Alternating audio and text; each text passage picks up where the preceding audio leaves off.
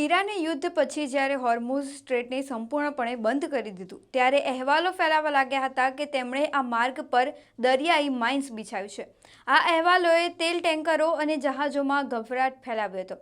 ત્યારે જાણીએ કે દરિયાઈ માઇન્સ શું છે અને તે કેવી રીતે કાર્ય કરે છે।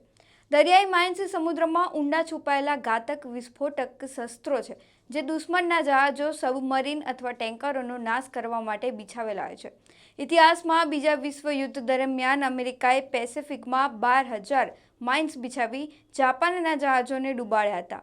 આધુનિક માઇન્સમાં 100થી 1,000 કિલોગ્રામ સુધીના વિસ્ફોટક હોઈ શકે છે જે એક વિશાળ યુદ્ધ જહાજોને ડૂબાડવા કે ઓઇલ ટેન્કરને ગંભીર નુકસાન પહોંચાડવા માટે પૂરતા છે। દરિયાઈ માઇન્સ 3 પ્રકારની હોય છે: કોન્ટેક્ટ માઇન્સ, ઇન્ફ્લુએન્સ માઇન્સ અને બોટમ માઇન્સ। જ્યારે કોઈ માઇન પાણીની અંદર ફાટે છે ત્યારે તેની ઉર્જા 3 રીતે ફેલાય છે: 53% શોકવેવમાં, 46% ગરમીમાં અને 1% પ્રકાશના રૂપમાં કામ કરે છે।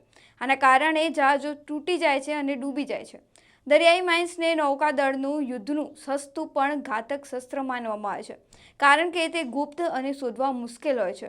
જો માઇન્સને મોટી સંખ્યામાં નાખવામાં આવે છે તો તેને સાફ કરવામાં અઠવાડિયા કે મહિનાઓ પણ લાગી શકે છે।